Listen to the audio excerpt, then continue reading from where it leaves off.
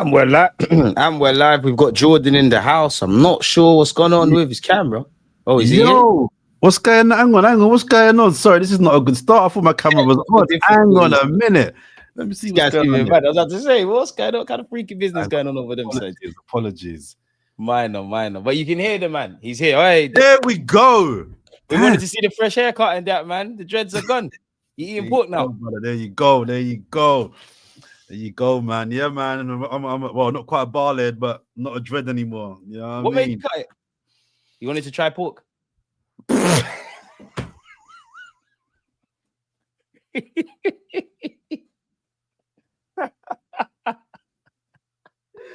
It's a clean look, though. Is it clean look? Man said that's a good one. Oh man, listen, that would never change. That one would never ever change. Oh man, man are like, oh, I thought you were Rasta. I'm like, no, you just called me a Rasta. Do you know what I mean? But listen, I adhere to many of the Rastafarian tenets. Hopefully, but I'm not a Rastafarian, so I'd be a liar if I said I never said I was a Rasta. But many of the things that Rastas believe in, I follow. Do you know what I mean? But I'm not a Rasta. The Rastafarian is something that I practice. But many of the things they believe in, I definitely follow and believe in. But no, pork being one, I don't eat pork. No, never had pork. Pork will never ever come through my mouth. No, none of that. Thank the Lord. Time for a change, bro. It was just time for a change. Yeah. It's time to try. I hear it. You know what? You don't look that much different. Not as a like. If you told me he's gonna cut your hair before you did, you look this. Obviously, ain't got dreads, but you look the same. You don't look dramatically different. Ain't like he has a makeover or something. Love, but yeah, man, it's been a dramatic change for a lot of people, but yeah, it's only hair in it. It's only hair. Fair play. I know you're a busy man, yeah, so I'm gonna get straight into this. Yes, no, I haven't got long this time. Sorry, but I'm gonna type one this evening. Man. I was gonna come on your podcast, so big up for inviting me on, man. And you're part of the family. You're always welcome, man. I am gonna put you on the spot though, man. I want to ask you one thing, yeah. When everybody is fit, who's your left winger? Eze. Not Madueke. No. I thought he was horrible on the left. He started on the left against Leeds. Horrible is harsh, man. No, it was horrible. Was it Leeds? It was Leeds, wasn't it? And then he moved over to the right. He moved over to the right. Yeah, it was horrible. It was horrible. Horrible. Yeah, CJ, it was horrible. It wasn't nice. Considering you've seen Martinelli and Trossard, that was horrible. I mean, we're comparing shades of doo-doo. You know what I mean? What are we doing here? Like, well, I'm not going to play that game. Do you know what I mean? All right, four's better than a 3. Do you know what I mean? What's going on? Come on. This guy, man. And granted, it was only an hour sample size, but it wasn't good. It wasn't good, bro. I think you're being harsh, man. Nah, it wasn't. Like I said, not the long-term answer. It was a small sample size, so maybe I'm being a little harsh. But that hour, it was about an hour before he switched over. That hour that we saw wasn't good, bro. Wasn't good. You know what? It weren't nothing to scream and shout about. He definitely looks a lot better off the right. Fair play to him. Yeah, and I want to big him up because I'm sure we're going to get to him. But I don't know if you've seen the last few weeks. I've not even been on to him. This is what people don't listen. And I hope that your listeners and viewers are much more articulate or much more intelligent and don't let me down, guys. Listen, I was never people that bash me. Oh, this weekend, what are you saying about Madueke now? Where's the apology, Madueke now? And I'm like, bro, I never actually bashed Madueke. I bashed the people that were telling me against Liverpool he was excellent, or for England he was amazing. I'm like, no, he wasn't. He was good. But the overinflation of praise was just getting me mad. I'm hearing words like me and Lee had it out on Forever Arsenal. He was sensational. Sensational. No, he wasn't. Saturday, he was sensational. Yeah, he was quality. He was amazing. Saturday, that's wing play. People are like, oh yeah, but what do you want from him? I'm like, brother, I want basic wing play. Try and beat your man, get some good crosses in, get some shots off. I'm being kind, Deluded. I'm not even judging you by goals. Forget the goals. I don't think you're being do you know how many times he beat his man on Saturday? God knows, man. Nah. 7. 7 times he beat his man, his fullback, and 5 in the first half. right? That's wing play. Got a couple shots off and a couple of good crosses in. That's a good day's work. Man, I'm praising him for Liverpool. I think he beat Gyokeres a couple times, but he got clamped a couple times. I think he had 1, 2, maybe one shot on target. And I think one decent cross in. And man, he was brilliant. He was, what? Is that what we're doing? Is that the level now? People conflate being on the ball with actual output. I don't praise man for getting on the ball. I hear this. You should be doing that, to be fair. I hear this rubbish phrase, Deluded. He looked to fret. What does that mean? Look to fret. So what, if I go out my front door right now and go, Arr! What? Is anyone scared of me? What are we doing here? Raise the standards, I beg. And it's the same pattern I saw with the flirter, Martinelli, for 2.5 years. And man was saying to me, I'm being harsh. Because he gets on the ball lots and it's touch, touch, touch, touch, touch, touch. You're looking busy.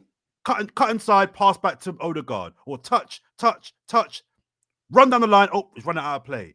Man, you do that 10 times a game. Man are thinking that man's busy. No, bro. I don't rate being on the ball. You're a professional footballer. Get on the ball. What we do? If you don't get on the ball as a professional footballer, ain't problems, to be honest. As a wing player, go and beat your man. Even if you don't beat him, but at least attempt. Take him on. So all this praise he got for the England games and the Liverpool game, I'm like, he wasn't bad. Amazing, sensational, bro. Get in the bin, man. Saturday, that's what I want from man. And Forrest aren't chumps. Against Forrest. Forrest are a good team, brother. 7 times he beat his man. 7, not just take-ons. Actually beat his man. I think he's up there for touches in the box or just getting in the box or something like that as well. So he's doing what needs to be done. Do you think he keeps Saka out the side? I was just gonna say, having said all that, I'm not gonna get involved in this nonsense debate about, is Saka gonna get, brother? There's levels here, right? There's levels. And whilst I don't think any player should be immune from being dropped, no player should be ever undroppable. I don't believe in that. I think what Saka's got for the first time in his Arsenal career is a genuine threat. Genuine threat. But this idea that Saka in a month's time when he returns doesn't walk back into the team, come on. Like, I'm with you with that, but do you really think it's a genuine threat from Madueke? Like, let's just assume Saka's fit, firing. Madueke, he plays like that all the time. Well, you know what? If in the next 2 or 3 weeks, because Saka's not going to play for another 2 or 3 weeks, I reckon. I reckon we won't see Saka until after the next international break. So Madueke's got 4 games: League Cup, Champions League, couple of Premier League, and even a couple of England games to really put his flag plant it in the ground and say, yo, I'm on to you, brother. So he's got a good little period now to kind of try and assert himself. But I would expect, I mean, he might ease him with a couple of sub appearances, whatever. But the idea that Saka isn't still our first choice right back is a mad thing. And what I think people need to do is respect consistency. Facts. Man can come in and do a thing 1-2 games and bust up the dance and score a couple bad boy goals and great take-ons, and I rate that. Like, Madueke is doing his job. You do it for a season or seasons or 38-game period, or the majority of it is a different kind of ball game. It's the same reason, Deluded. We did Forever Arsenal this morning, and I mentioned how impressed I was with Mosquera. Defender. What's his name? Mosquera, yes. Because I thought Mosquera was, without being threatened too much, I thought the things he did do, he handled really well. Brother, we've got one there, you know. Arteta's done it again, man. He's done it again. So but I also said, respect consistency, Gabriel. No one's mentioned Gabriel's performance from the weekend. You know why? He never gets it's just what he does. It's just what he does. Respect consistency. So as well as Mosquera played, and he played really, really well, Gabriel was just as good, but no one's going to mention that because it's what Gabriel does every single week. Respect consistency. So then, like, obviously, like, Madueke is not better than Saka. Mosquera right now, I hope one day he is, especially if Saliba goes Real Madrid one day, but he's not better than Saliba. But there's been times I more want to paint a picture for last season. Like, you could use PSG. Partey was out. We had to move pieces around, and you did see us look disjointed. Now, you look at Mosquera and you look at Madueke, they might not be better than the players that they're playing instead of, but at least like, it doesn't drop to a certain level. Like, do you feel confident with the depth that we have the tools to genuinely compete, potentially get over the line in any, if not all, the trophies? Well, you've said two things there: compete and get over the line. They're two different things. True. Well, let's change that. Over the line. Right. Okay. Tool wise, yes. I've never really doubted up Arsenal's ability, player wise, to win this title. I think where my doubts come in, Deluded, are mentality. It's always been about mentality. Do you have the mentality to game after game after game rack up wins? Do you have the mentality to really go to that place that champions go to? It's not about ability. It's not about ability, bro. Ability gets you top four. To win the title, it's more than just who's the best player on the pitch. You're right. Who wants it the most. It's who's the smartest. It's who it's the team that collectively refused to lie down, right? I've got three key pillars at the start of the season that I said I think will be the things that will win Arsenal the title. Three key things, right? Let's hear them, man. The first one is making the Emirates a fortress. Now, our record at home in the recent years has been very, very good, but I've never felt like it's a fortress. Like it's the reason for me, it's a difficult team to play. It's not a difficult ground necessarily. Yeah, and we win more times than not. We win most of our games at home for sure. But I don't. Even the games that we win at the Emirates, I don't feel like we've like slapped a man's backside and said, "Get the hell out of here, man." It's been a win, but it's 3-1, but it could have been 3-2 and a bit techie, and that's why I was impressed with Saturday, because Saturday was convincing. Scored a goal in the first half, early second half, wrapped it up, third goal. On your way. Game done. Yeah. Game done. There was no stress. There was no, Right. If they score one goal, it's a bit, no. We need to make the Emirates a place whereby you don't want to come there. We've got 19 games at the Emirates. I want 18 wins. We've got to make it count, man. I want 18 wins. Yeah. We lost the title the last couple of years, Deluded, because we've given away too many cheap points at home. Teams that win leagues. Like last season. Cheap idiot points. Teams that win leagues don't give away cheap points at home. Most teams that win titles, they win 16 out of 19 games. Minimum. Fact. Minimum. I want 18. 10 goals conceded. That's why I'm setting this team, right? So for me, the first one. Big expectations. Yeah, man. 10 goals conceded max. Max. So the first one is making the Emirates somewhere where we just wrap up points. We wrap up points. The second one is stealing wins. Arsenal are not really good at playing at 60% and still winning. Getting 3 points when everything's gone wrong. When you're not the better team on the day, can you like at Old Trafford? I need some more of those. Some more of those. Yeah. And I don't buy into the whole, as we're here in Liverpool, sign of a good team is winning and when you're not playing well. Once or twice, yes. But over the course of a season, you will get found out, brother. You have to play well. And results will correlate. Of course they will. But over the course of the season, can you nick 4 or 5 wins? By nick, I mean, can you like, oh, you know what? We weren't good today, you know, but we found a way. At least 3 of the 4 games Liverpool have played so far, and 1 so far, you could lay claim to that. Found a way. Now, I don't know if I want those games back to back. I'd rather those 4 games over the course of a season, because eventually, I don't think it's luck, but eventually you get found out. You got to play well. Deserve. You got to play well. You can't just keep nicking wins. But Arsenal have to play at their best to win games. It's not sustainable, bro. So Arsenal. The second thing is, can Arsenal play at 60% and still get 3 points? You do know what I mean?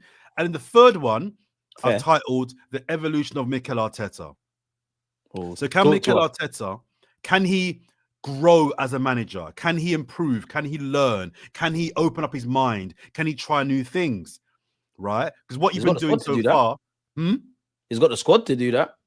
But this is why I separate him from the squad, because you've now got the guns, but don't shoot yourself in the foot. Do you know how to operate? Make sure you know how to put the bullets in, to be fair. Right. Put the right bullets in the right gun. Do you know? Don't shoot yourself in the kneecap. Shoot the guy. So you got the weapons now, brother. I love the example. Do you know what I mean? And I think Declan Rice being rested on the weekend was an example of that. Because whilst I don't like it when fans or even teams start focus on the next game or the game ahead. No, bro, the biggest game is the next game. I don't love it. However, you got to be smart. We have got a big week coming up. First game in Europe, Man City the following week, and I think the week after we've got the League Cup. Newcastle. If I'm not mistaken. I'm sure it's Newcastle away. Either way, it's Newcastle. You've got a big 10 days ahead, right? Declan Rice played a lot of football over the last 3-4 years. Factor in the last year at West Ham to the 3 years at Arsenal. I know he had a period out injured. Was it last year or the year before? I'm sure it was last season. Last season, but take that out for England, Arsenal. He always plays, so you have to manage that, right? Like 70-odd games. Yeah, right. Last time he was on the bench was in November. Mad.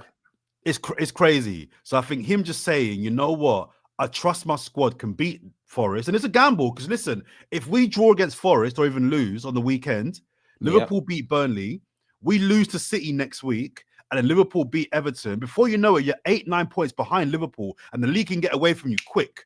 So it was a gamble. It was a gamble resting Rice, but it's a gamble that paid off because hopefully you're thinking, I'm looking at the long term. This is what he's doing. I need Declan Rice fresh, prime, not burnt out in March. I need Rice in March. 100.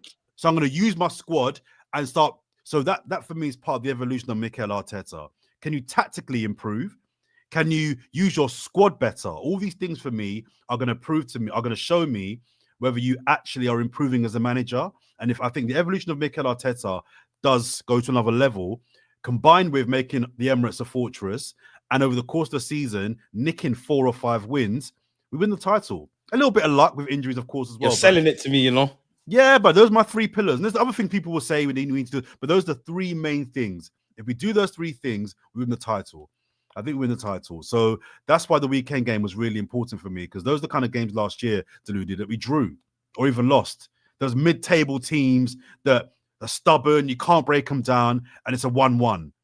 You can't be drawing 1-1 at home to Nottingham Forest. They're a good team. Especially with no manager or a new manager at the time. Yeah, man. Yeah, you have to get it done. So I was really pleased with the game on the weekend. Really pleased. But yeah, to answer your question, I think personnel-wise, I have no concerns. I think it's mentality and I think it's the management. If we can get those 2 things correct, I don't see why we can't push Liverpool all the way at the bare minimum. I don't think you're lying, man. Do you think with what you're saying with the pillars, kind of focusing on what you said with Mikel Arteta, obviously the sample size is dead, but do you think you've seen anything specifically to what you asked Arteta about in these last 4 games? In regards to him evolving as a manager. Yeah. I mean, he dropped Rice, he played Eze left wing, he's giving Nwaneri minutes. Well, the thing that concerned me, Deluded, was the Liverpool game. And again, I said on the pod, it was the first time I had genuine doubts about whether he could win the title for Arsenal Football Club. First time. I know other people had doubts well before. Some aren't convinced. Some are not having him. I've always believed that despite some of his flaws, this guy, I believe he can win a title for Arsenal Football Club. I've believed that. I'm not just saying that. I genuinely believe that. That Liverpool game, he pussied out. He pushed out. You gotta be real. He did. He pushed out. He pushed out. He did in that window between the 55th minute and the 70th minute. Just before the free kick, in it for me, anyways. You had to someone else is seeing this. You had to smell. Now's the time you've got to go up a level because Liverpool were kind of cruising, and he didn't smell. That was the 15-minute window where you had to go for it, and Arne Slot did smell it. And Arne Slot smelled. These guys are coming for a point. You know what? Bun that. Let me just try a thing. And he made a couple of tweaks. And I don't know if the tweaks necessarily won them the game, but the tweaks definitely got them up. Changed the landscape of the game and won the free kick. Yeah. So I just felt that was an example. I was like, oh, I'm not saying I want you out. I'm not saying that I don't think you can win a league, but it was the first time I had doubts. It was the first time I thought, oh, maybe you're not the guy. But then, fast forward to the weekend. I know it's a home game against Nottingham Forest, but I genuinely felt like, okay, that Rice. Don't underestimate how big a call that Declan Rice benching is. It's a really, really big call. Is it? I think your best midfielder. You got Zubimendi, you're gonna have the majority of the play, brother. You're 3 points behind Liverpool already, and you're taking risks. But is that a risk, though? Is that a risk, brother? Is it a risk? Nottingham Forest. I know it's their first game under Postecoglou. But Forrest, look at that, bro. Forrest have got a good squad, you know. They got some good. Don't sleep on Forrest. That could have been a draw. All right, the way it But they're turned missing out. Anya. They lost Elanga. They are, and the way it turned out, we panned them. I'm happy, but that's a good team, bro. They got the joint best keeper in the league in goal. Their defense was.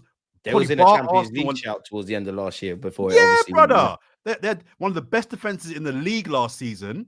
Their midfield composition, I would argue, is top 5 in the league. So I thought it would be Douglas Luiz, Morgan Gibbs-White, and who's the other Don they've got?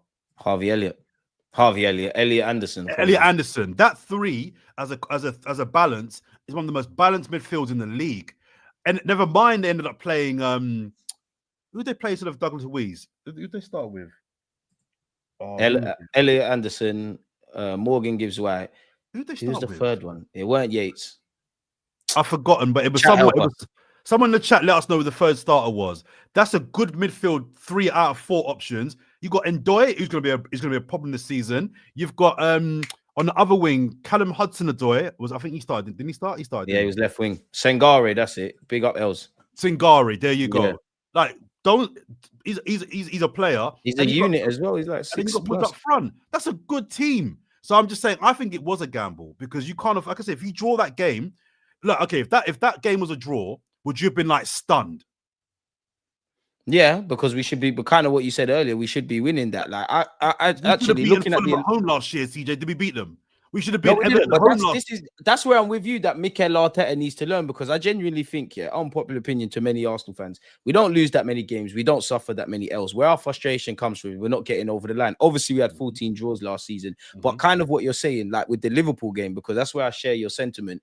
It's those games that you look back in hindsight in May and think, oh. Could you have done this? Should you have done that? Like, again, these things could have went left, but could you have could you have played Eze in the 10? Could you have played Nwaneri? Yeah. Could you have just done things different? Because kind of what you're saying about slot changing things, which is what I said in my reaction, I did wonder in the back of my mind, how much confidence did Arne Slot have both in his own ability to change things and, smelling the right temperature at the game, but also knowing Mikel Arteta isn't going to deviate away from the script. I don't disagree. I wanted these men to start, specifically Eze, but I understand the logic. Okay, we're going to Anfield. Let's box clever. 60th, 70th minute, Eze and Odegaard come on. But I think that half time to just before they scored, I think that summed up everything. But going back to the Forest game, unpopular opinion, I was cool with the lineup, I don't really care about who plays left back. Love Miles Lewis-Skelly. Calafiori, I love him as well. And Hincapie ain't kicked the ball for us, but he's amazing. Mascara ain't put a foot wrong. Noni, it is what it is. It's a better option than we had.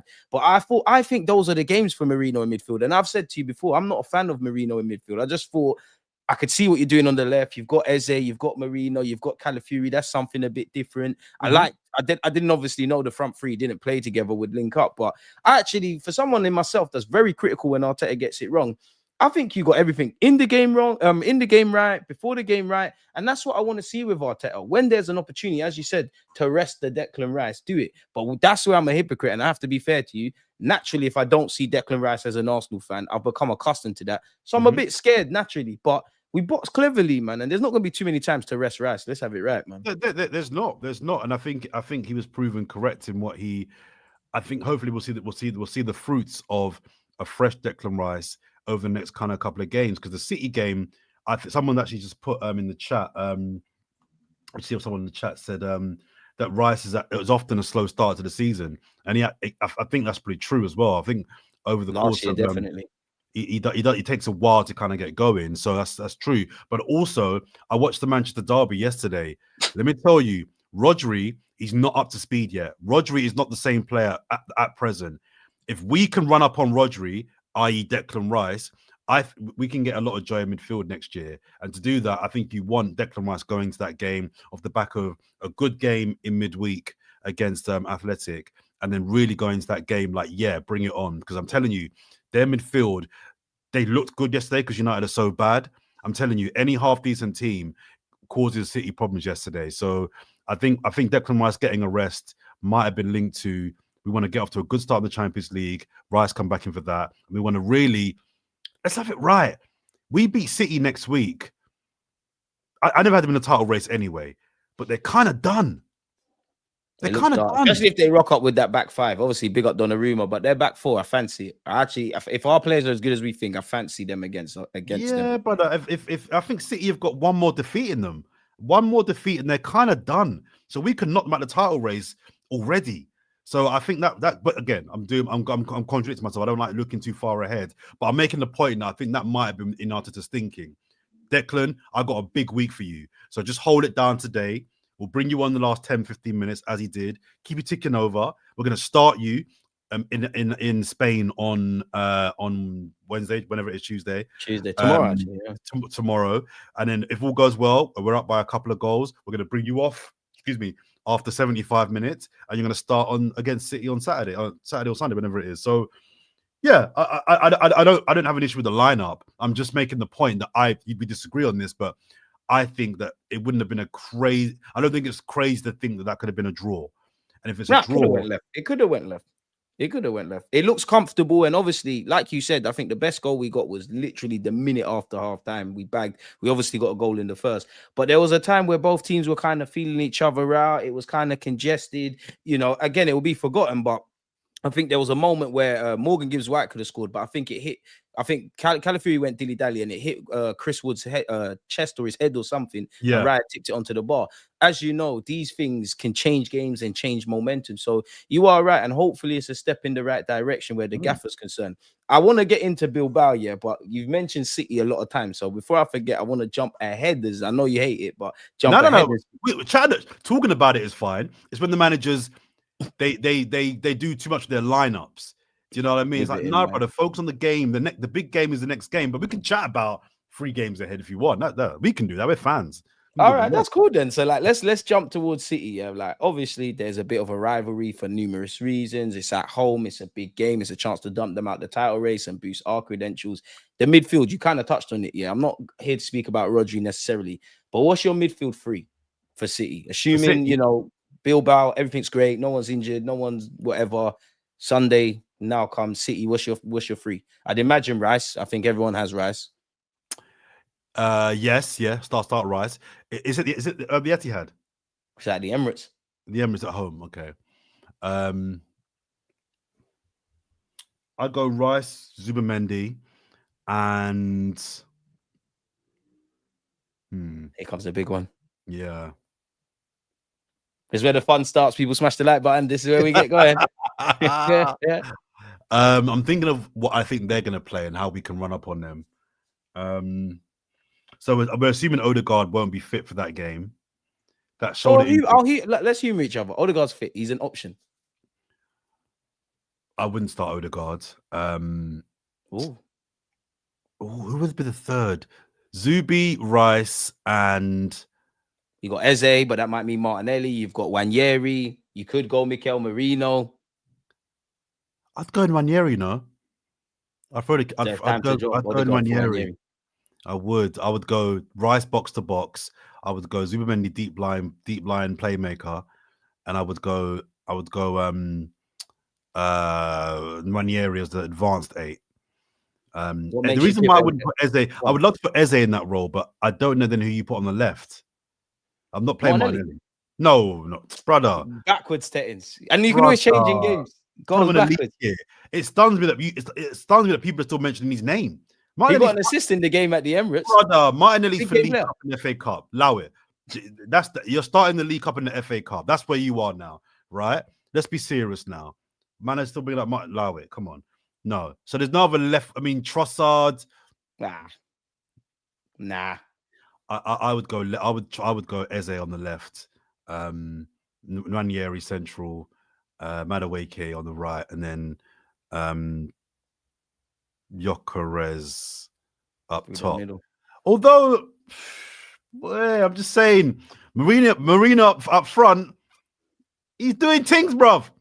He got a hat trick for Spain, and the City games are the weird kind of games for someone like Marino when it's Arteta and Pep, the micromanagers against each other. I'm going Gyokeres though. Don't be surprised, if he does start Marino instead of Gyokeres. No, we ain't got time for that. You change things in game. Glock needs to play. Like, the man's ready. I need him to score in a big game. And you know what? I wouldn't be mad at it. I'm not all in on Come on, Jordan, man. You got your star striker for these moments. So let me ask you, what do you think about Gyokeres? Are you all in? Bad boy, sick, cold. What question marks are there? Do I think he's the most beautiful footballer on the ball? 1,000,000% I don't. I think his general play is okay. I see show me he can link up, he presses, he drops into midfield, he's getting goals. I don't feel we're creating enough chances. So I think I've said this to you before, so I don't necessarily think it mattered if we had Isaac probably be the best, but an Isaac, a Gyokeres, a Sesko, I think they would all kind of struggle. As you saw, we create a chance, he bags. How can you not be convinced with Gyokeres? And he's not fit as well. Join the revolution, man. He's here, man. Not yet. Why are you concerned about him? I'm concerned he's a flat track bully. That's why I wanted to score against City. I'm concerned. Yeah, I'm concerned. My big thing is that I think Gyokeres is a goal scorer, and I think he'll score goals for Arsenal. I'm just not convinced. I'm not sure yet that he's the difference maker. I think in the games where we struggled last season, those tight games, those games where you need a striker to just do something out of nothing, I'm not sure yet he's the guy that... Oh, I remember so many games when Arsenal had Van Persie, where we were like, we were struggling. Van Persie would just do something. You're like, bang, goal. Just get us out of jail. Just get us out of jail. I'm not saying that he's not. I'm saying I'm not convinced that he is. I'll be real. That's why I'm looking at Eze and them kind of players. That's you lot's remit. For me, with Gyokeres, just feed him. Just feed him. He's clearly and I think that's the key. I think the goal he scored on the weekend is the goal that I think I hear people telling me about. Oh yeah, but he can run the channels, and you know, look at his goals from Portugal. He's running up players, and I think in a weird way, the goal he scored against Leeds is the worst thing that could happen for him. He had to force it. Well, it's one. I just think it makes people think, oh, you see, he can get the ball, beat two players, and bang it. That's a goal that I think he scores 9 times out of 10, or week in, week out in the Portuguese league, where you could just bully your way through, man, and beat a keeper that's not that good. He's playing Leeds. Leeds are a championship side.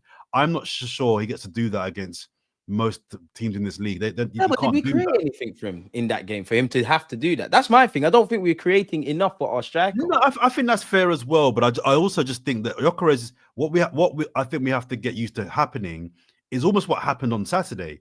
He doesn't get involved in the play much, but be in the box. I don't need him to come wide. I don't need him to link play. I don't need him to pick up the ball in the halfway line, spin and drop it off. I don't need any of that from you. I need you occupying the 2 centre backs, right? So Saka and Eze and Odegaard, whatever combination, Madueke. So those guys can be one-on-one with their wingers. What's happening now is because Havertz is not a prolific striker, and before him we had... Who was before Havertz? Jesus. They're not prolific strikers that do their best work in and around the box. Defenders could double up on Saka or double up on Martinelli because they're the threats, right? Whereas what you need now is a striker that occupies those defenders and says, no, you got to deal with me. Because now I've got 2 of you on me. That means my 2 wingers can cook one-on-one. And I just need you to be in and around the box and provide those little bits of there's pockets of space where the ball gets slipped in, turn, shoot, bang. That's what even the goal in the weekend. Just be in the box, first touch from Eze, you're putting it in, food and drink. I don't need you doing what even the Eze and City was lovely that it was simple as well. It was lovely, man. I don't need you doing what I think Isak can do. Isak can pull wide, get the ball, beat 2 players and bang it top bins.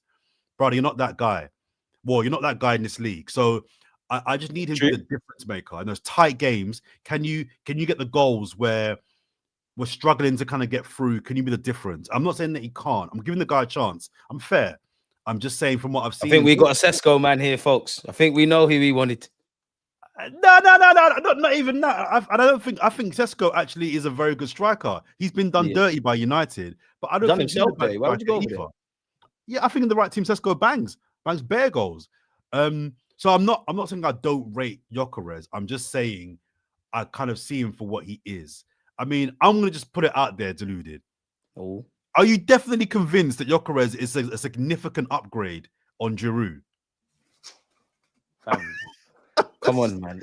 I'm not gonna lie. If Giroud was in this team, he'd cook as well. I always think Giroud's a weird relationship with Arsenal because on one hand, I think people look at him with rose tints, seeing what he's The done at most France, etc. disrespected striker we've had in the last He is decade. very disrespected. No, but do you know why that happened at Arsenal? Was because France and Chelsea did something Arsenal didn't. He's a facilitator. He does score very important goals. But if you're putting the burden on him to score goals, as we did when Van Persie left, you're obviously going to get left in the lurch. Misprofile. And to be fair, even under Arteta, we've put squad players as regulars and been a bit surprised. No, but you're right. Giroud's cold.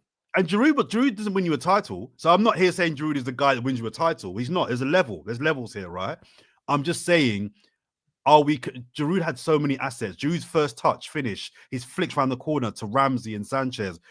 People forget all those things. In the air, the amount of headers he scored. Giroud was a bad boy striker. Vital goals as well. Puskas winner. Right. And I'm saying, and Giroud's best season, I think his best year was 15 goals, right? So he's not that guy. My concern, my fear is Gyokeres is the same. He'll get 15 to 18 goals, but is he going to get the goals in the games that really make a difference? And I'm just fearful. Think he can, because maybe I'm buying for the PR and the propaganda, but there's just something about him, like everything he did to make this move happen, the adversity in his career. But you do all of this. What's a defender stopping you? I genuinely think, I agree with you in that. I think he needs service. I think if you don't provide him with service, and I still think Arteta needs to get that, then it's just it's a bit of nonsense. It's a thing where he's a bit different to Jesus and Havertz and Marino, and that their general play is probably cleaner, crisper than him, but he can do the hardest thing in football, which they can't, is put the ball in the back of the net. But if you buy a pair of trainers, you need to know how to do the laces. And I know, people are injured. It's the start of this season. I actually think if Kai was fit, Kai probably plays in midfield in that in that Odegaard role, Marino role. I don't. I think Havertz starts up top if he was fit. You reckon? I think he Alberto will tell him none of that nonsense, bro. The man's 27. Well, I don't think it'd be the worst idea, because one of the things about Gyokeres, which looks to me, and I'm giving the benefit of the doubt here, he doesn't look like he's quite yet up to speed, brother. He's a very big guy. No, he's not had preseason. He's not had a so that's why I'm giving him a slight pass. But even when he's up to speed, I'm not convinced that he's got the guile and the game to really make a difference. I think he's a battering ram that's going to bully. Is that because it's not pretty? Because I can't lie, I disagree, Jordan, in a sense that clearly the man's a lump. He can do the physical thing. But I don't think, I'm not saying you're saying this, but it's like certain people, it's like they're not watching our games because he's not just standing up front. Whether we like it or not, he's going to the left, he's going to the right. I'm seeing him switch play to the right, switch play to the, even when he hit the post, like he started with him and Eze on the left. He's obviously found Madueke. Madueke's decision-making was good and he's hit the post. So is it a case of he's just not what we're accustomed to aesthetically then? Maybe. And I don't even necessarily care for aesthetics too much. I'm just saying, I'm watching the guy play and I'm just like, okay. I'm ambivalent at the moment. I'm not annoyed at his performances, but I'm not like, oh my God, either. I'm just like, okay, he's got 3 goals. Like he's the top scorer in the league. Do you know what I mean? He's the league top scorer. So that's that's a good start. I'm just thinking ahead of the season when it gets to the nitty-gritty. Are you the guy that really, when we need our striker to get us a goal, are you that guy? I'm not convinced. That's what I'm saying. I'm not saying that's why it goes back. Go on. No, I'm not saying that he's not. I'm just saying that I'm not convinced. But that's where it goes back to what you were saying in that horses for courses and squad depth, because I was saying this today on the stream. Yeah, people might not like it, even though I'd implore them to go and look at the Champions League. Obviously, it's a 38-game calendar, 50 in all comps. But I promise you, the Kai Havertz's, the Marinos, Jesus, even if he's fit, huh? If ever win it. Martinelli, no. These are the guys that in games like what you're saying, where it's not happening for Gyokeres, these man come and make themselves heroes. That's why I'm not saying to get rid of Kai. I do think it's a question for Mikel Arteta in that. Do you force Kai into the lineup, quote unquote? Do you make Gyokeres the secondary stuff? A bit like what we're saying with Odegaard, because Odegaard is the captain, etc. But some would say play Nwaneri either against City or in general. Some would say put Eze. Some might even say Marino. So I do think it's a case of horses for courses. I want to get back into that midfield. Yeah, you mentioned midfield, and if the midfield's pattern we can get at City. How can it be? How can we do that without Odegaard? Because to be fair, he does lead the press. He does all of these things that are relevant. So it's like you take Odegaard out, you're betting on Nwaneri who might not be up to speed. I reckon Eze could do it, but I've not seen Eze do it. So it's like, oof. I think this might be part of the evolution. I mentioned evolution of Arteta. this might be the evolution of the team, and the press that Odegaard triggers very, very well. Maybe part of our tactic evolving isn't that anymore now. Maybe because that hasn't worked, so maybe it's time for something a little bit different. I'm not too concerned about Odegaard not being there. His form hasn't been. I mean, he's not played much this year. He's come off twice injured, right? So I don't want to talk about his form this season, but his form for the last 18 months hasn't been good. So he carried him. Yeah. So I don't think it's the worst thing in the world. I mean, if the shoulder injury is indeed the two things he's come off for now, that might need surgery. Otherwise, it will just keep popping out. And because he's quite a physical, robust, put himself about kind of player anyway, it will just keep popping out. So I don't think it's the worst decision to do it now and then have an Odegaard fresh for the second half of the season. Do you know what I mean? So I'm not too worried about Odegaard not being there because he's not been particularly good recently, as in the last year anyway. And now you have got options, and I don't. If you're not going to use those options now to try something different and go to a different level, when will you try them? I mean, yeah, I was thinking about if we can do a 3-man midfield of Marino, Odegaard, Marino, Rice, and Zubimendi, but unless you're going to have Marino as the shadow striker, fake striker thing, I'm not. Yeah, like running beyond Gyokeres, like Dele Alli or Frank occasionally Lampard. peel to the left, yeah, and then just have maybe Odegaard. Don't do what you did against Liverpool. That won't bang. No, yeah, I mean he ended up playing like a 4-4-2, but I don't know if that works in this game. But yeah, I think I don't think putting Nwaneri in is the worst shot. I think he deserved his shot. He played well against City last year, scored against them, I think, off the bench, but he had a good performance for the time. Better centrally as well, man. I think he's ready. I don't think he is. I think he's better wide. I don't know what his thing centrally is. He's not got a great. What do you mean? Did you not watch the Nottingham Forest game? For once, he's affecting the. Obviously, not 90 minutes. But for once, he's affecting the game over 90 minutes. That's something normally else as well, I don't think I agree with as well. There's a narrative that Odegaard went off. Now, when Nwaneri came on, and that's the reason. Nwaneri coming on was the reason why we played. I don't agree with that. Better. I don't think it was as simple as that. I don't think it was Nwaneri. I thought Nwaneri had an okay game, but I don't think we stepped up because Nwaneri was a difference. Yeah, I think it's coincidental, if I'm honest. Yeah, I do think that. I'm not saying he played poorly, but I'm hearing online, I'm seeing my friends say, "But Nwaneri was a difference." I don't know if he was. It was positive, but no, I don't subscribe that. Odegaard came off, we played with a lot more freedom. I think everything would have panned out the same way. Granted, Odegaard's in a bad way. Eze might be buzzing still. Nwaneri might finally get him his chance. So there might be some individual stuff. But yeah, I'm with you. I don't subscribe to that narrative. Well, we have scored 7 goals in the time that Odegaard's come off in those 2 games. 7 goals. We were playing though. So true. And James on the pod, more so on Leeds.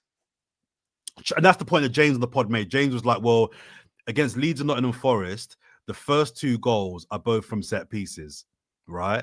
And then the floodgates kind of open. Yeah. Then we kind of, so maybe that's more the reason why, after the first goal, the second, third, and then in the case of Leeds, 4th and 5th, then kind of followed.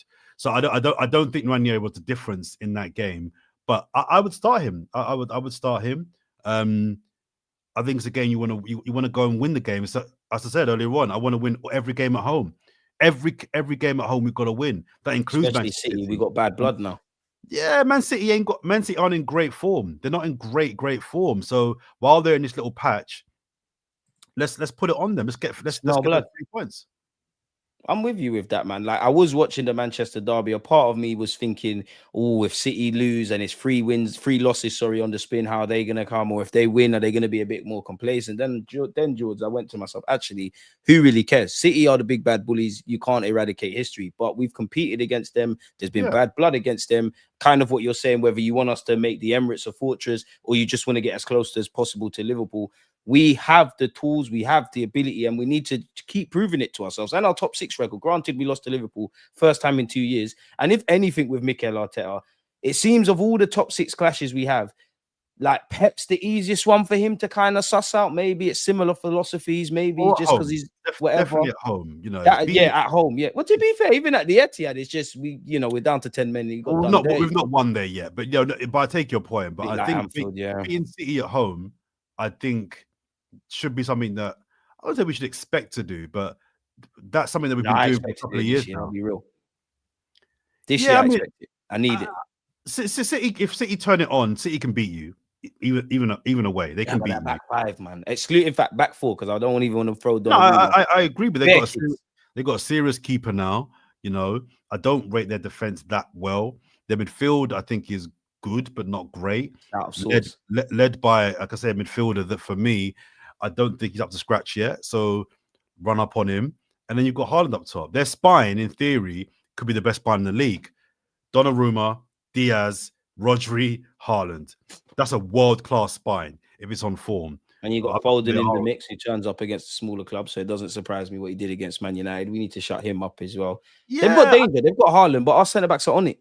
We tend to do all right against Haaland. So I'm not worried about City, but I think as a game we have to take seriously because, like I say, one, I think we need the 3 points. Because I think Liverpool beat Everton next week. And two, I think it, like I say, all but put City out the race for the title race anyway. So I think you can kind of kill two birds with one stone.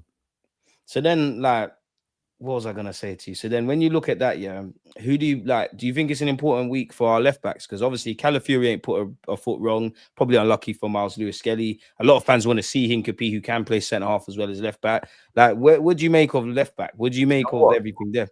It's funny because all season I've been saying I just hate Calafiori at left back. He's not a left back. He can do a job there, but he's not a left back. Going forward last year, he looked like he was impressive and he was definitely a weapon. Defensively, I think he could be got at one-on-one at left back, right? So like, stop this. Man can do a job there. Play man where they're at their strongest, right? This year, egg on my face. 4 games, he's been brilliant, man. Every single game, he's been a 7 out of 10 minimum. Needed to come off in the second half against Forrest. I think he was. He did. But he's been brilliant at left back. So he's proved me kind of wrong. I mean, it's only 4 games, so I don't want to get. I don't want to giving a man credit where due. You'd be an idiot not to. I want to see a bigger sample size of performances, but the facts right now are it's 4 games at left back. It's 4 great performances. So fair play in that sense. But for the City game, I would bring in Lewis-Skelly. I would bring in Lewis-Skelly for the City game. That's not a slight on Calafiori. I was going to say for Bilbao, I'd do that, you know. Yeah. It might be a bit much to kind of throw Lewis-Skelly in for his first game of the season in a home game against City. So maybe you want to give him a game beforehand just to warm in against Bilbao. But a City game, I think his inversion, will be an asset. I don't rate that City midfield yet.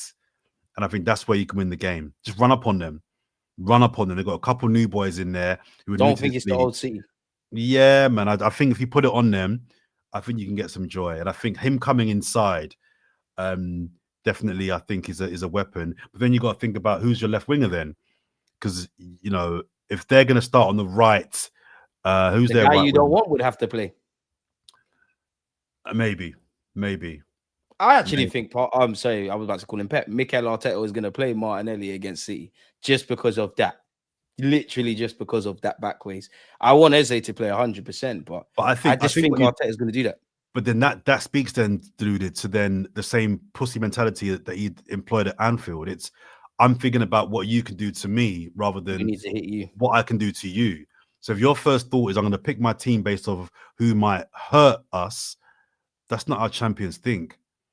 Are right. It needs to be no. I'm playing this guy because this guy's going to hurt you. He's going to hurt you. So my left wingers would be Eze and it's the first time Eze and Nwaneri in that sense would have played together. So that's maybe a gamble. And on the who's their right winger is it not Shirky?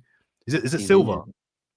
They played Bernardo against United. On the right. I assume they're going to go with that on the right. So I assume they might do that again. But with Pep, you just never know. He could easily start Salvinho. I'd be interested to see Doku. He looked lively against Man United and he might be filled with a bit of confidence. And But I'd Silvino, imagine if I had to bet money, Bernardo will be there right back, like against United. Silvino did cook. He did cook last year against us Yeah. at the Etihad anyway. So maybe, I don't know. I'm not sure, but I think the inversion is something that I think could benefit us with the Lewis Skelly. But then again, maybe part of the evolution that I spoke about, one from Arteta, is he wants an up and down left back, which Calafiori does, gets up and down, disciplined, and I love the way he handled Salah. So I wouldn't be pissed if he started the game. My nod would probably on this one go toward Lewis Skelly. You know what? It's difficult. And you know what? We're in that period now where you kind of said we've got 3-4 games in 10 days. This is where Arteta's got to be a bit smart and box clever and rest this one or play this one. Not even because of rest. I think we need to get away from the whole rest talk and kind of look at players at their tools. Like, there's tools, what can help us? So Arteta's going to have to kind of do that. We've not really given Eze enough credit or spoke on Eze. We're all happy. We're buzzing. You as well, being in South London, are probably buzzing a lot more than me. What did you make of Eze's first performance? Because I don't think it was amazing. I'll be real. His first game was it Liverpool off the bench? No, sorry, his first start. Sorry, so against Forrest. I think there was moments of brilliance. I thought first half he was quite quiet. Second half, I thought he came alive. I love the assist. Yeah. Very direct. Just first time, there you go. Put it in. Good night. More involved though. Yeah, I thought after the goal, I thought he got a bit more lively. But that's more on the team than Eze for me. Yeah. I thought he was good. I know he wasn't great. And I love that we've got him. I love him. I just love him. I love him for many reasons, but I'm glad we've got him. But yeah, I think I think he'll get better. I think he'll warm in. I'm biased towards him. I've always been biased. We all are. But a friend of mine made an interesting point that they said they think his move to Arsenal has echoes of Grealish to City, in that you've gone from being the main man in a small pond to a big pond. Can you have that same impact? And my friend was saying, he's not an Arsenal fan, but he was saying, just all seriously, he's like, I fear that he might be all right, but you won't get the Eze you saw at Palace. I don't agree. I disagree with that. I do too, but I thought it was a valid point. It's a very valid thing to happen. You know what I mean? I think he's magic, and I think. Can I be honest? Go on. I think it's a bit silly, but if Zubimendi failed at Arsenal, which I don't think he is, I think that would be on Zubimendi.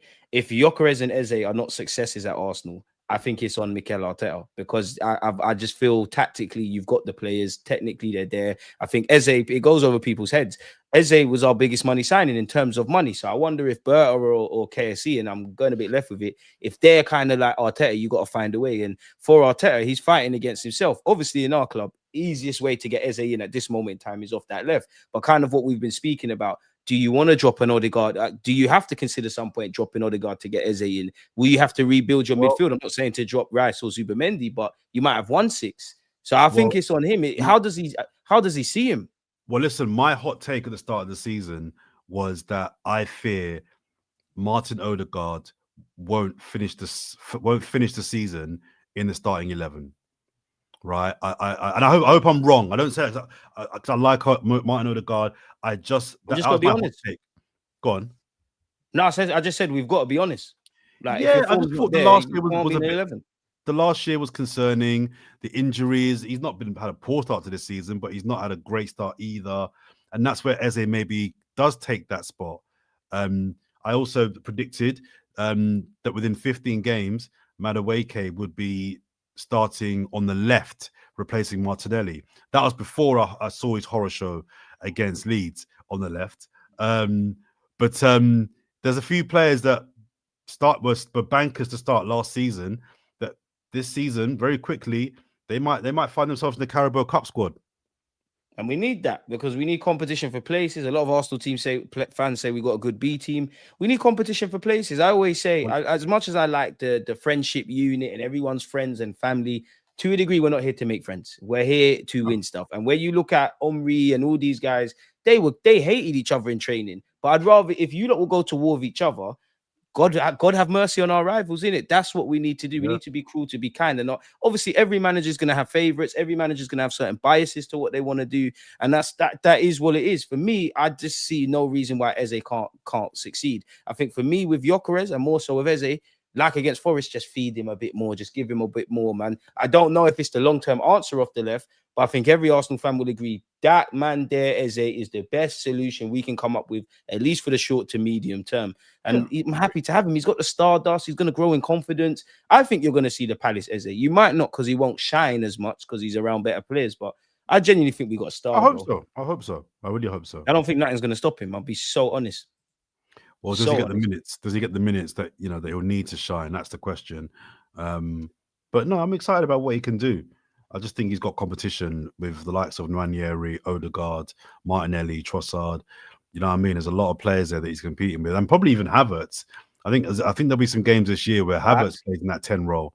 So he's up front for no reason instead of Gyokeres. So I think those things will happen.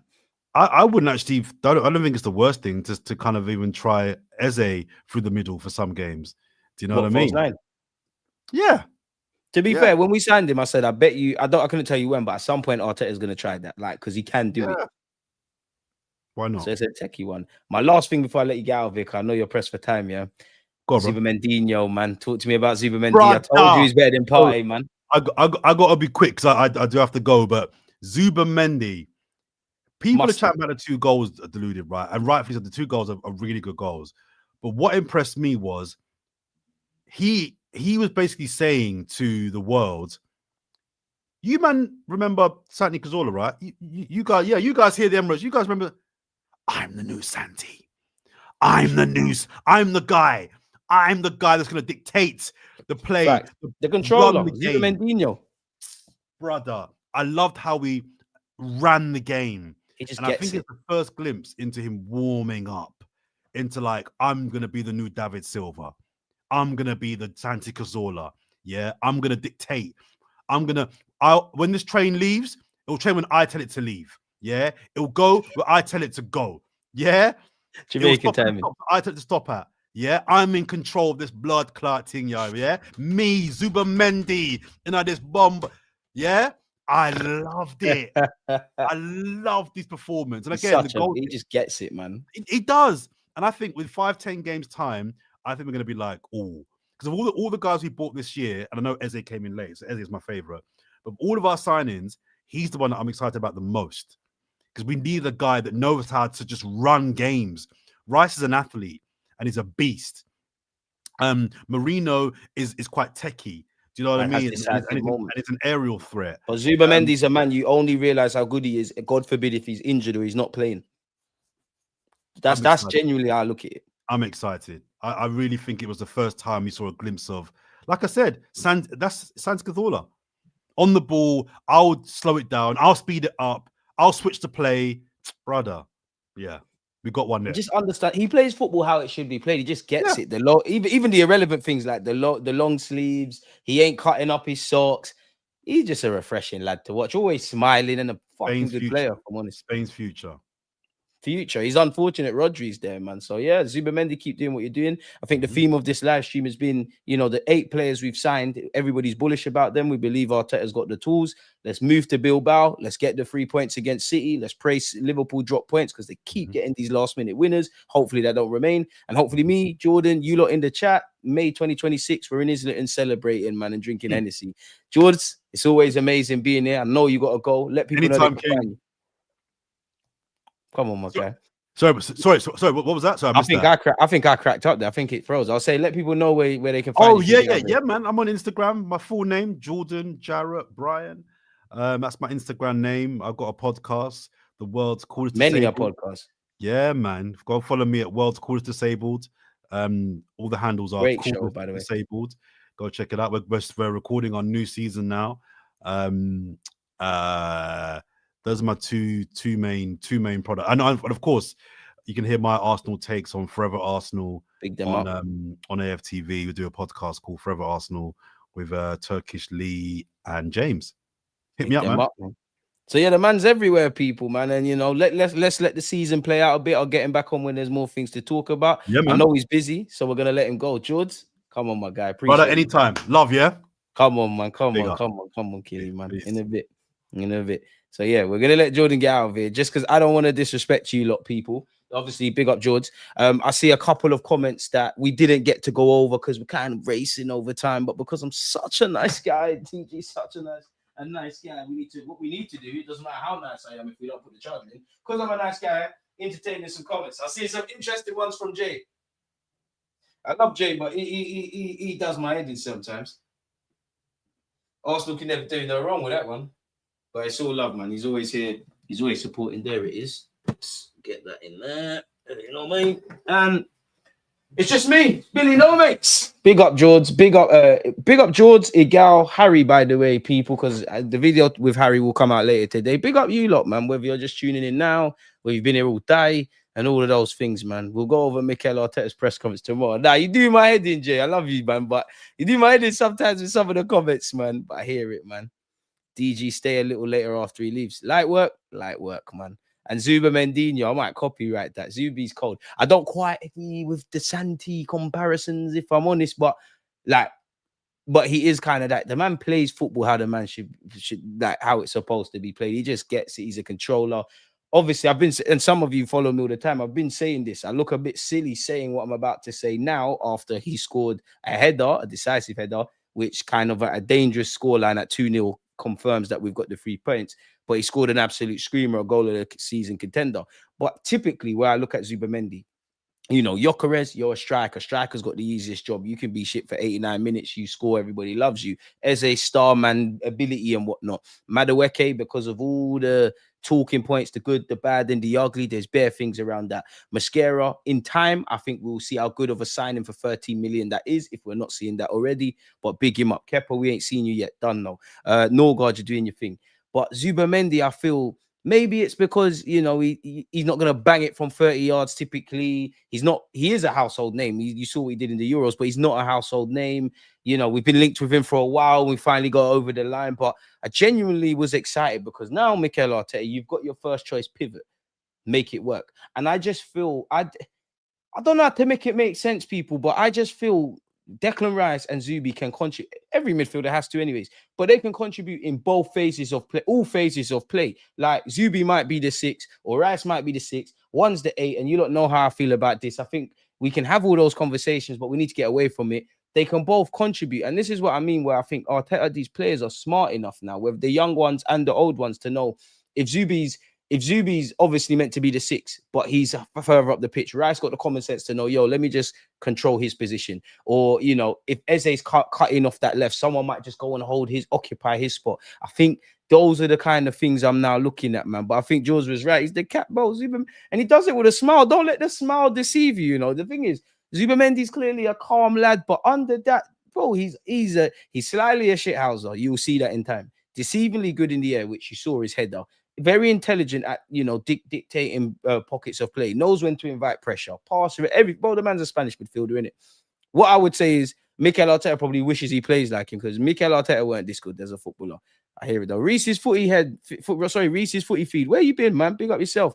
You love me saying this, but on an individual basis, I think Eze would flourish more with a move to Spurs. Less said that. He's flourishing here. He got his dream move, 14 years in the making. Less said that. This is his dream move, man. But I would say for Mikel Arteta, I would love to have a conversation with Arteta and know specifically in the short, medium, and long term, how do you view Eze? Is Eze part of a strong group of players? Is he a standout guy that's going to start week in, week out? Do you see him as the 10 or 8.5? Are you flirting with maybe revamping the midfield? Do you think the left wing thing is him, which it can work, but when it goes left, what we're going to do? Is it another tool? And I think we have to, as Arsenal fans, there's squad players now. Everybody's part of the squad, bar Saka, Saliba, even to the Gyokeres, debate ones. Everybody's a tool that could be utilized depending on the job, man. Bro, man, we're telling us about physicality, bro. Zubi's on that physicality stuff. Of course, he's not typical English player flying into 1,000,000 tackles, kicking man in the sky and all of that, but he's on that.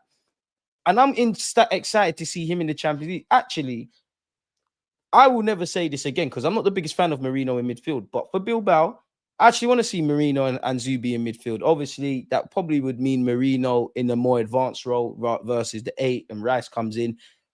I think Calafiori could do it, but I would want to see Miles Lewis Skelly. You know how the Champions League games are against the Spanish side. It's going to be tactical. It's going to be technical. It's going to be one of those where the tempo's not that fast, and it explodes every now and again. Think Sevilla a few years ago. Yeah, Sevilla a few years ago. Arteta and Gyokeres being rested against Forrest. Mikel Merino played as a 9. We have Trossard who can play there right now. Victor is doing well. Horses for courses, man. As I was saying with Georgia, for me, 9 times out of 10, 38 game period, man, are trying to see Gyokeres up front. Obviously, in game, you might have to change things, you have to rest things. But I promise you, the players that you don't, and it goes for all these teams, it's different. But Gabriel Jesus and Zinchenko, them man weren't playing week in, week out for City. But there was a couple of times they came in and made the difference. I remember Jesus playing left back against Real Madrid at the Bilbao. I remember Zinchenko having a strong one year. They won the league and he had a very strong end to the season. Just look at the last 2 years. The players that are not necessarily the ones everyone rates, they've been the most decisive. Merino, Martinelli, even in bigger games, and I'm not even doing the agenda thing in that regards. Those man will chip in. Kai might only score 1 goal a season, but it might be neck and neck. It's what we're a goal down. We're about to go at the champs. He heads it in the 89th minute. It goes to penalties. It gets mad. So yeah, it'd be interesting, man. I'd love Elise. I would buy Elise and figure it out once he's here. But yeah, there's no way we're getting Elise. It's just not going to make sense. It makes sense because you can never have too many good players, but you get the point. It's best team against City. Marino is not in the best team. Neither is Odegaard, really.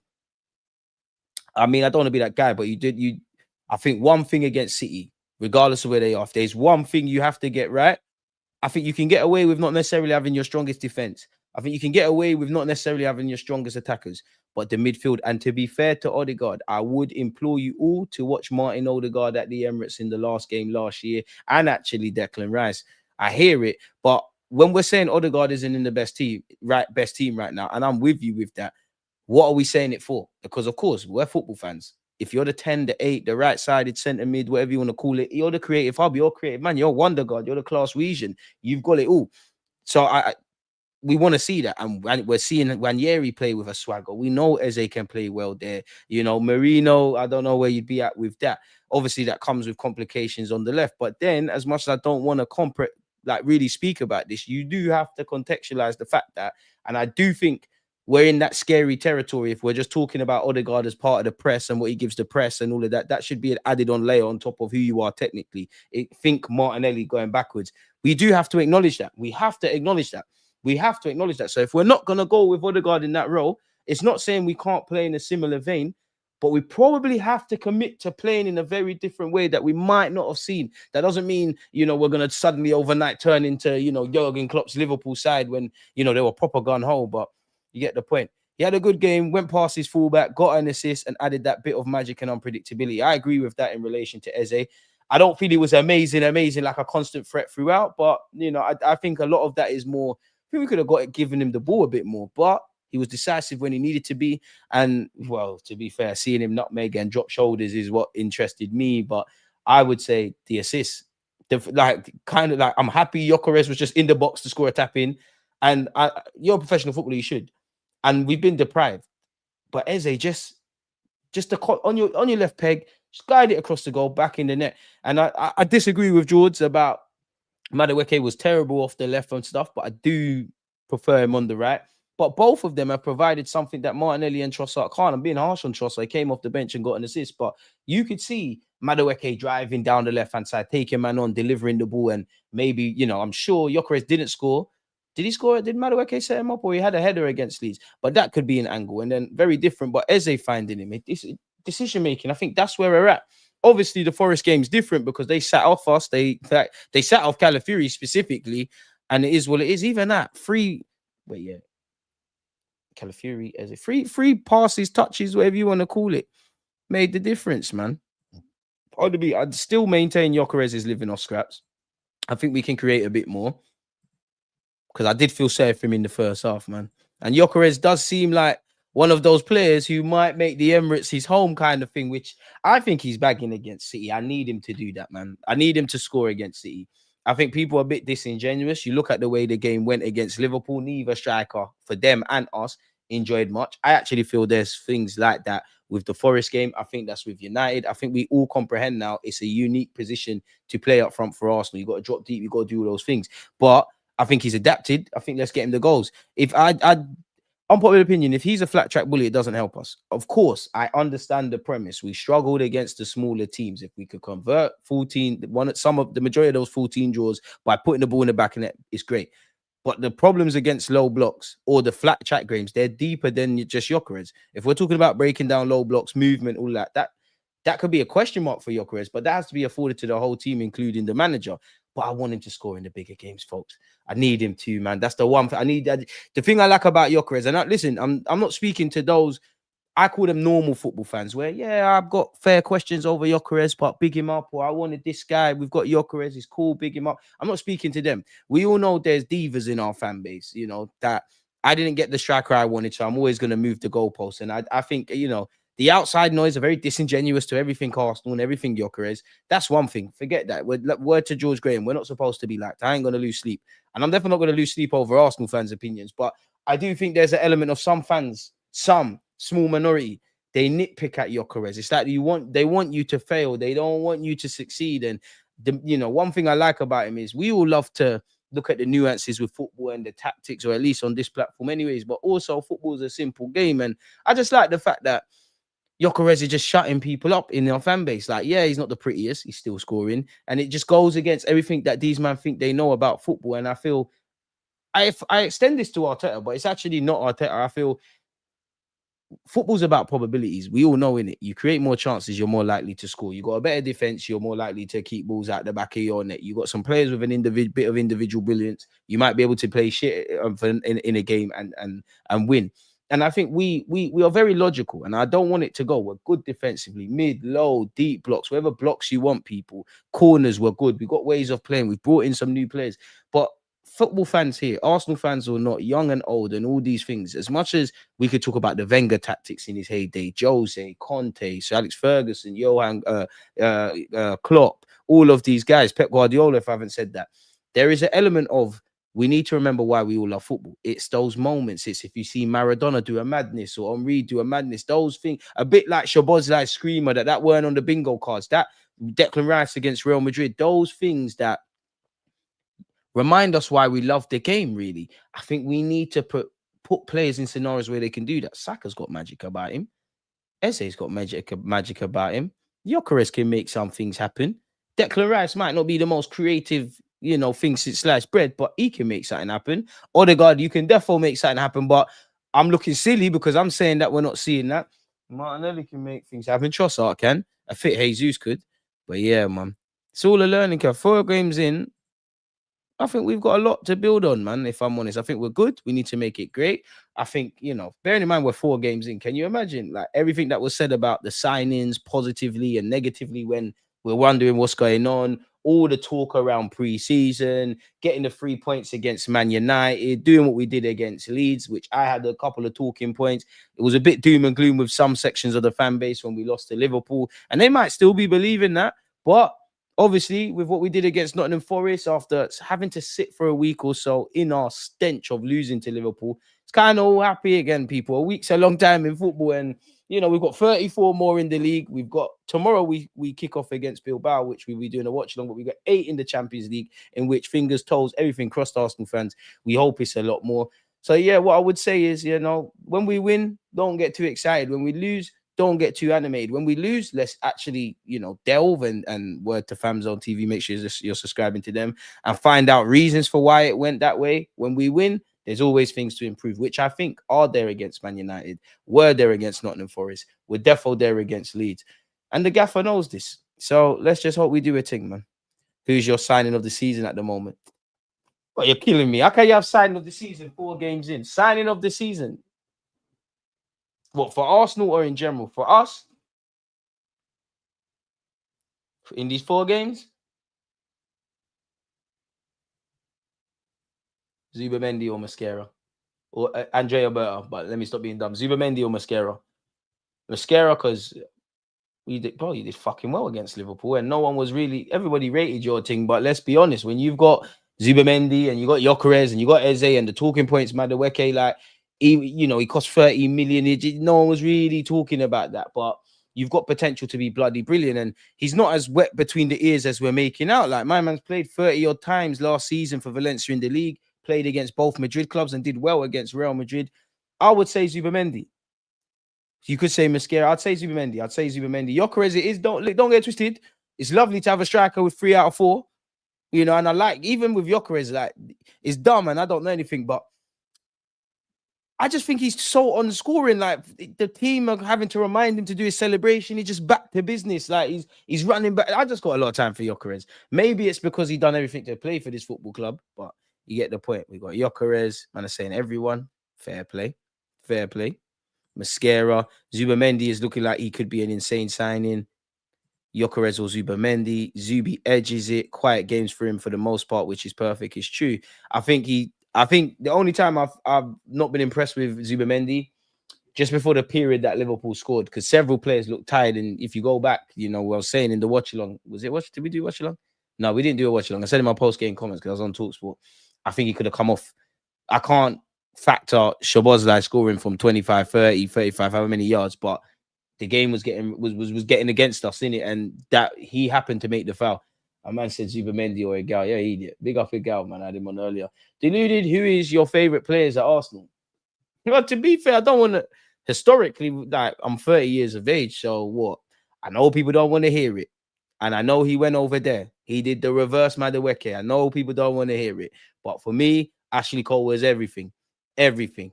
Obviously, you've got Tony Adams. You've got Dennis Bergkamp, Patrick Vieira. Fucking mustard, mate. Robert Perez, Bobby Perez, loved ya. Thierry Henry, mustard. And then, yeah, man, like, I'll be here all day naming historic players, in it. Like, we'll be here all day. Big up Wenger, even though he's not a player. I have to hail up him and David Dean. Today, in today's day and age, or the squad today,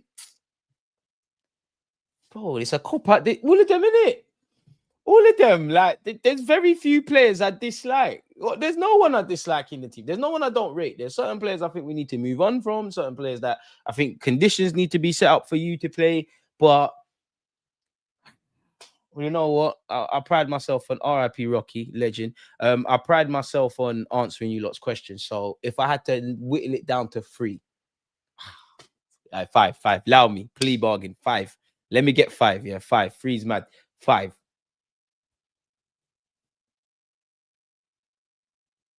Everyone. Now I'm joking. 5. You got to have Saka there.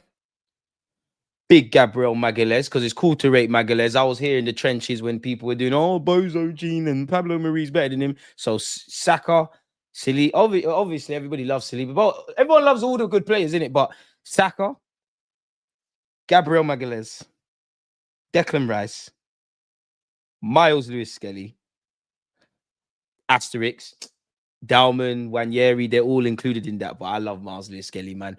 Miles Lewis-Skelly, one more.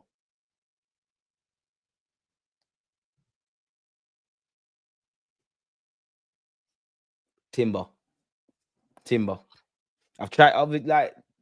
I clearly rate Zubimendi. I love Zubimendi. We always waffle about Saliba, but yeah. Oh, Eze. You know what, Eze? I have to. You just signed for the club, innit? You just signed for the club. You got to put your yards in. Big up Marcel. He's a crackhead, but he's always there supporting. DG, drop names when you say that Marie stuff. That was crazy. Anyone that cares, go back. Because I've been very consistent with Magalhaes. I used to say, bro, where's my man's chant? Where's this? Just say you rate everyone, you die on a hill for scrubs like Martinelli. Now, Marcel, I was just giving you your plaudits. This is where you're pissing me off. What more do people want from me? With Martinelli? I like Martinelli. He's clearly shit at the moment. The only use you have is we might be able to do something tactically. You're past your sell-by date. The milk isn't even stale. It's green now. Like, it's probably blew up in the fridge. What more? What more do you lot want? What more? Because you can say what you want about Martinelli. To be fair, this season was the first time he didn't bag against Liverpool. In the last 2 years where the man's been shit, who's got goals and assists against City? Even a superb assist for Calafiori last season at the Etihad. Who's got that? Who scored the goal that emptied the Real Madrid fans out from the Bernabeu? How many big games has he done? Let's not take the pissy. He's a tool that we could utilize. I thought we were the Arsenal. I thought we stood by people. It's easy to stand by people when things are going well. You should never look down on someone unless you're pulling them up. Hey, Marcel, do you know what? I think Marcel just tries to rattle me. I fell for that one. I bit the bait still. I bit the bait. You set up decoys in the build-up play and I pressed. Fair enough. Fair enough. I cry about last season. Right, I'm crying about last season. That's mad. Just give him Marcel his flowers. Fuck him, man. Marcel the prick. He's our prick, though. Sorry for the swearing. Sorry for the language. One love for the super chat, H. DG, I cried last night thinking about the 2022-23 season. It hurts. It hurts still, bro. I'm always thinking about it. I ain't gonna lie, man. H, respectfully, how old are you? Because it was deflating, but I'm all teared out. Of course, I'm gonna be upset and that, bro. I've cried enough tears about Arsenal. When Wenger left, when Thierry Henry left, Champions League final. Actually, I think the last time, I'm not gonna lie, 2014, I cried tears of joy, but tears of sorrow. The last time I cried about this football club in that respect is Birmingham. When we lost in the League Cup final, I said, yeah, I ain't ever crying again. I ain't ever crying again. I can't believe you lot have done this. Oh, that's why DG became a left back. Makes sense. Oh, I've got fucking jokes. But your player of the season right now at Arsenal, Calafiori, mate. He's a left back, isn't he? Everybody chat shit about us fullbacks until we don't do our jobs, It's cool, though. Most hated and rated. Most hated and rated. I don't want to see any of you lot gassing up Calafiori, Miles Lewis-Skelly, Jurien Timber, Trent Alexander-Arnold, Jeremy Frimpong, Reece James, any flipping fullback in this world. Twats. You're 30. H, you're better than that, bro. You crying over that? I said DG's beard is highline for life. Hey, stop watching me. Watch porn, rude boy. You love man too much, man. What's going on? What's going on? What has happened to Odegaard? His form has literally dropped off a cliff. Wonder if he has something seriously wrong with him. Obviously, I think the poor form continued into the season, but the issue with him is we're 4 games in. You've had 2 little knocks now with your shoulder. Everybody was, yeah, you cut your hair, you're doing your thing for Norway. Bit like what we're saying with Marino, bit like what we're saying with Madueke. Can you carry that international form or how you're probably feeling psychologically? Because there is a human element. Can you bring that back to the Emirates? Now, obviously, when the game's kicked off, you've got injured. So it's stop, start, you start again. And unfortunately for you, or fortunate for you, because it could give you a kick up the arse, we've got Nwaneri purring. We hope he takes some chances. Arteta does have the option of Eze to play in that role and plenty of other things that we could do. DG, your goals offside. That's cool. Rise up yours. DG, would you swap Invincible season with 2 Champions League trophies?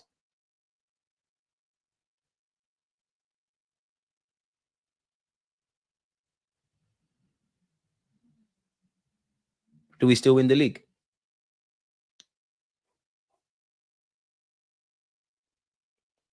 Do we still win the league? It's just not Invincibles. Preston did it before us. Now I'm shameless. You know what? Throw 2 more Champions Leagues on that. Or throw me a Champions League. Throw me a Champions League and 2 Prems. Or 1 Prem. Like 90 points, 100 points, no goals conceded. Something mad like that. Something mad like that. And I'm not saying I'll do it. I'd think about it. I didn't say anything. I asked the question. I asked the question. I asked the question. All I said was I asked the question. You can't ask a question. Yeah, Nwaneri does look stronger. Maybe he's been in the gym. Got to remember the man there like 18, like growing. DG Kanate is better than Saliba and Gabriel combined. I'll take your word for it, my guy. Take your word for it. I just take that all day. I just asked the question, fans. Don't shoot me. Man can't ask a question again. I just said 2 champions. I love the Invincibles. It's mine, but 2 Champions Leagues. Throw me another Prem with 90, 100 points, no goals conceded, something mad like that. You could throw me Jamaica win the World Cup if you feel like it. I don't know. I'm just listen. You gotta ask questions. You gotta ask questions. You gotta ask questions, man. I saw DG's eye light up thinking of being in the Invincibles. He only caught himself by asking if we still in delete. Well, I need to die seeing Arsenal win the Champions League, man. Chelsea 1950 2000 to 2005 without a league title. Never forget that. I'll take a recent Prem or 2 in exchange. 2 champs though. No one could talk to me if we won champs. Some questions you should have asked, man. Some questions you should have asked. I remember some man was crying after buying slapped us 5-1. By them days, the tears are gone. It's just head loss and head hot. DG is easy to rattle. Raz gave him bad memories of his winger days.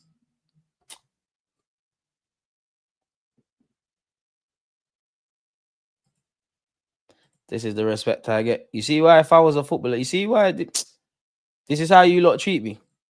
It's cool though. And then when you say, oh, we missed the watch alongs and that, this is what happens. Horrible men and women. Women, you can be horrible to me because that means you like me. But men, I don't know what's going on. You lot hate me because you hate me. It's cool. You know what? Cristiano Ronaldo thing, I thrive off this shit. I'd rather be hated than ignored. No, I'm joking. I know it's all love. This team feels inevitable this season, Tranquillo. 4 games in, my brother, please. I know everything is wavy right now. Took a little L against Liverpool. There's depth. The players are playing well. We're soldiering it without Saka and Saliba.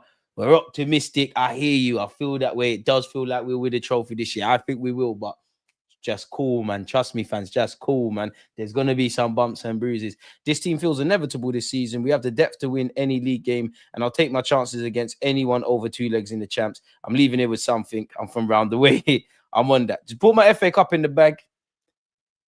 I hope we can win the Prem. Liverpool, allow it now, man. Allow it now, man. Just let us get that. The football gods need to bust us a Prem and champs. Just give us a double this year, treble, and I'll be eternally grateful. Mikel Arteta has confirmed Odegaard has not travelled to Bilbao following his injury. So it's a surgery thing, innit? Surely. Because again, like George said, he's just going to keep popping it out and popping it out. Surely it's a surgery thing now at this moment in time. Surely you need that. White was in the squad for the last game, but he's a down now. Yeah, man. He's not trained, so there's no White potentially, no Odegaard. Saka's not involved. Havertz ain't involved.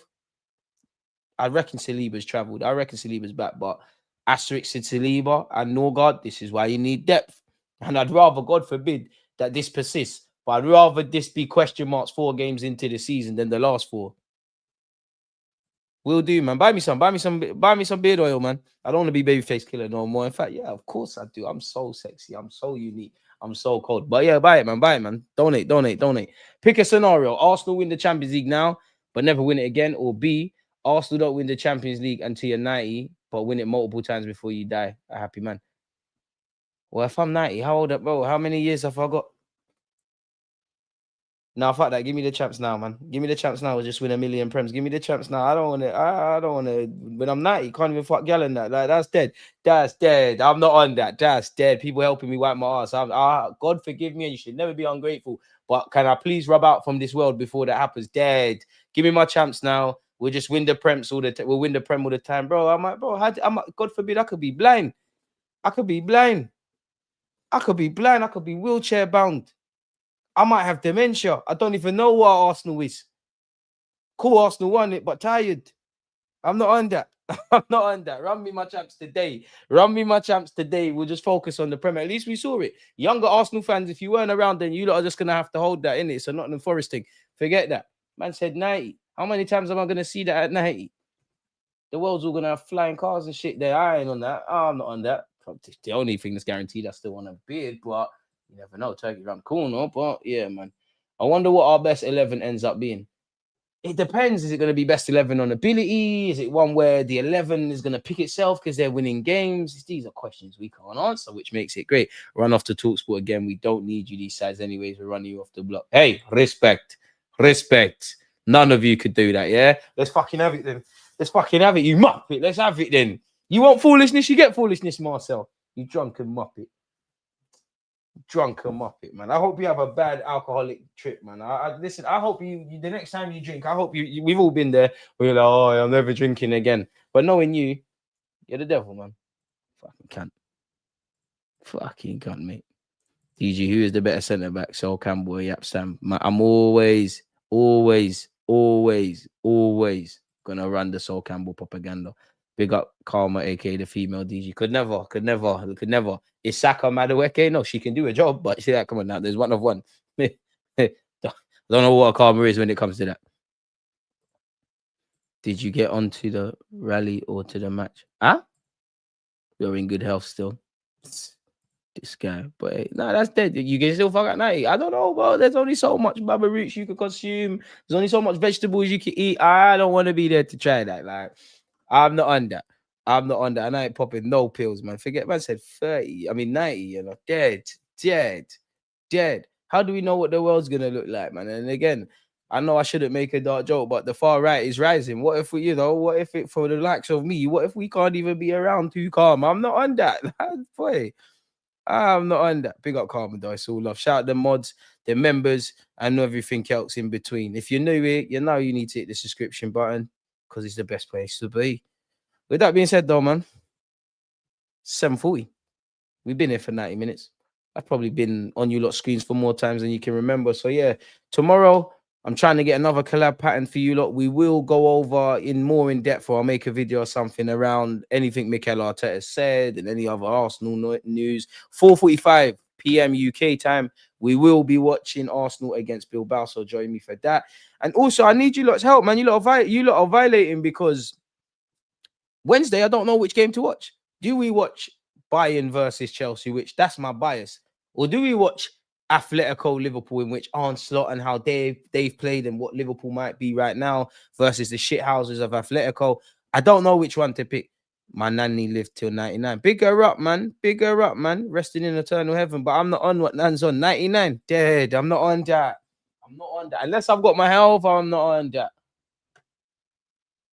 Next 99 years, that's probably when God's gonna end the world and people are gonna go heaven, and boy, you lot are gonna go where you lot are supposed to go. I'm reaching over there where the strains are lit, the red nap is probably lit in heaven. It's cold. Like God, I'm joking. Allow me. Bayern Chelsea. But you know, all right, Bayern Chelsea, you lot win. We'll keep an eye on Liverpool versus Atletico. You lot win then. You lot win. But yeah, smash the like button. Subscribe. Most importantly, hope you've all had a great weekend. Hope you've all had a great Monday. Hope you and your loved ones are in great health. And I hope that extends. Up the Gunners. Come on, you Arsenal. We're out. And for all the haters. Against this right back, Charlie.